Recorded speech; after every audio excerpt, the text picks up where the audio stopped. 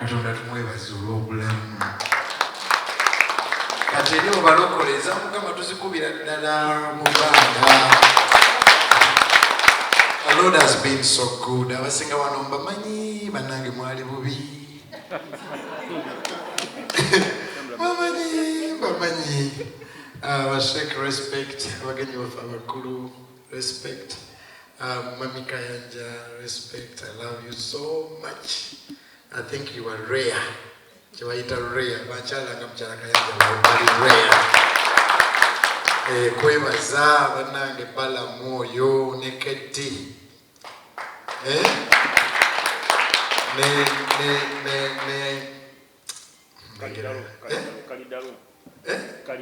Kalidalu.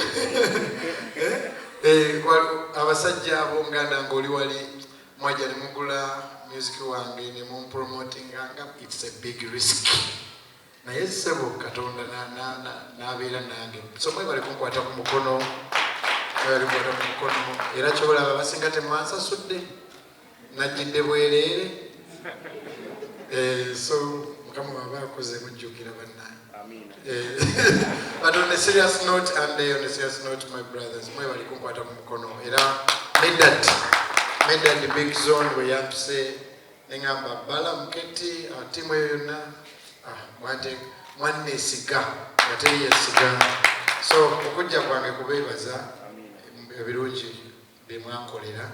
And I think you risking nnyo kyobalaba oyo Bala mwampola n'ebyuma. You know, Keti ngakola worship night mu bisaawe ne musasula mpola.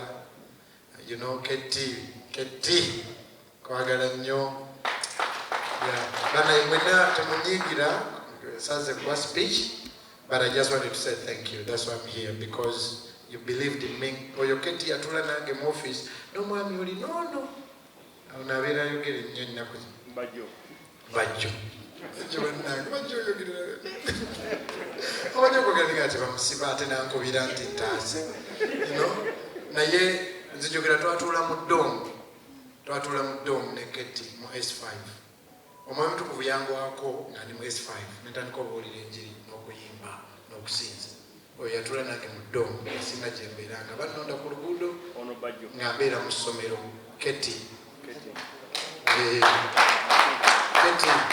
So nkwebaza n'abalala bangi kati ntandise okuswala kubanga amannya gatoloseeko naye you know. Emma. Yes, Emma. Olwo n'omulala mwerabidde promote omulala. Habitaxi. Waliwo omulala musanganye munyonyi awo ku petrol station. So neyanza nnyo Bala neyanza nnyo byonna bimukoledde. Wantwala ne ba President Museveni. Mukama akuwa omukisa. Ne President yangamba okulonda bikugwanzireyo tewanziza. Neyanziza. Basimanyi gye bamujjanga kuwedde. Ali mugamba tuzimbireko ku church n'agamba bakuzize naye tewanziza. Kale katika nyimba akayimba akasembayo ngatona toneraliikirira yakugamba akuzeeyo kirungi vice president ali waali leero mama wa omukyala Nakadama Hajat ate ambassador wa Pakistan mu Uganda akiikiride vice president omumyuka wa president. So kyemanyi tegenda kuziba leero nga tamutegeezeza temutamanyi wamusuubiza akasolya ka kanisa naye akasolya kanaatera kawedde Mukama yamusaasidde Katonda kumadirisa. Emitwalo 10 tegiba mibi. Yes. Mama emitwalo 10 egya Donald Trump tegiba mibi okuyamba okuzimba kanisa ya Mukama. Toyanza nyo. Kati no mama nkuwa ekitiibwa munange nsonyi wasinza ategeere nnyo nandisoosawo nemuneebaza naye bano bonna basabira ku worship house abasinga naye tebalokoka. Ne mwami lwasi oyo bwe yali ava ku mwenge yaguviirako eyo aba yaguddako dda babeera nebbajjo. Okulokoka tekitwala. You don't have to change in a day, but you have to start. So mpanye ekitiibwa mwenna aba celebrities namwe ba superstar bayitayo ku worship house n'osabako So tubeera tubasabira ensigo zijja kumera. Pastor Bugembe Wilson tweyanziza nnyo omuganda waffe meeting n'omukulu n'abakulu abalala bonna tulegeddwa n'ababyokwerinda abalabitwayisa abadde meeting ewedde era basigula bajja.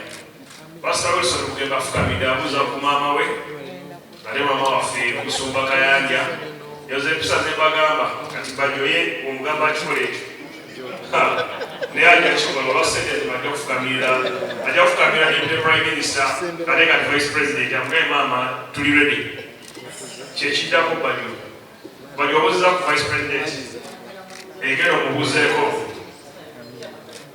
agenda obuuza ku vice president okusooka president kandabe bajo oyo omanyi bajo oyo afukamidde oba ayimiridde Obuganda abasajja tebafukamira bafukamira kabaka yekka. Empisa za baji. Abasajja Muganda. Empisa za baji. Kansabe genda Labour social development Honorable Beta Mong tetwandibadde nga tetusobola kukola kino kyetukola singa sooyo wakabi oyo nze ntera muyita first lady omulango kubanga mukyala wa president wa UPC mukulu wange Jim Akena, His Excellency Jim Akena kale yo first lady gwe tulina naye nga atakolera sajja NRM ali mu government ya Mwami Museveni.